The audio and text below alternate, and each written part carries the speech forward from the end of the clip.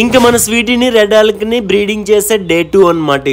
ఈ రోజు అయితే బ్రీడింగ్ లో ఏంటంటే ఫీమేల్ ని రిలీజ్ చేసే టైం వచ్చేసింది. వచ్చి చూస్తున్నప్పటికీ మన రెడ్ ఆల్క్ గాడు బబుల్ నెస్ట్ ఫామ్ చేయలేదు. అందుకే నేను మోయినా కల్చర్ తీసుకొచ్చి గట్టిగా ఫీడ్ చేద్దాం అనుకున్నాను. డే 2 రోజు ఫీడింగ్ కరెక్ట్ గా లేకపోతే బబుల్ నెస్ట్ కూడా కరెక్ట్ గా ఫామ్ చేయదు అనమాట. అందుకే మస్టర్ ఆర్వా మోయినా 2 కూడా తెచ్చాను. తెచ్చైతే ఇక్కడ వేసేసాను. ఫుల్ గా అయితే ఫీడింగ్ చేసేసి ఇంక 1 డే ఉంచేద్దాం అనుకున్నాను. నాకైతే మన రెడ్ ఆల్క్ మీద ఖచ్చితంగా నమ్మకం ఉంది. ఆ నమ్మకంతో నెక్స్ట్ రోజు వచ్చి చూస్తే ఇక్కడైతే బబుల్ నెస్ట్ ఫుల్ గా ఫామ్ చేసింది. ఈ రోజు మస్కల్ ఆర్వా తెచ్చి ఫీడ్ చేస్తున్నాను. గట్టిగా ఫీడింగ్ చేసేసి ఒకసారి వదిలేద్దాము. ఎందుకంటే 4 రోజులు మరి ఇంకా ఫీడింగ్ పెట్టము. ఇంకా ఫీడింగ్ పెట్టిన వెంటనే 1 గంట 2 గంటలు అలానే వదిలేసాను. వదిలేసిన తర్వాత మాత్రమే మన స్వీటీని రిలీజ్ చేద్దాం అనుకున్నాను. అదే విధంగా మొత్తం ఫీడింగ్ అంతా కంప్లీట్ అయిపోయిన తర్వాత మన స్వీటీని అయితే మెల్లిగా రిలీజ్ చేసుకుంటున్నాను. బబుల్ నెస్ట్ అనేది డిస్టర్బ్ అవ్వకుండా. ఇంకా రెడ్ ఆల్క్ గడు ఫుల్ ఆఫ్ అగ్రెషన్ తోనైతే ఫిమేల్ అయిన స్వీటీ దగ్గరికి అయితే వెళ్ళబోతున్నాడు అనమాట. ఫుడ్ కూడా మనం ఇక్కడ నుండి అయితే వేయము.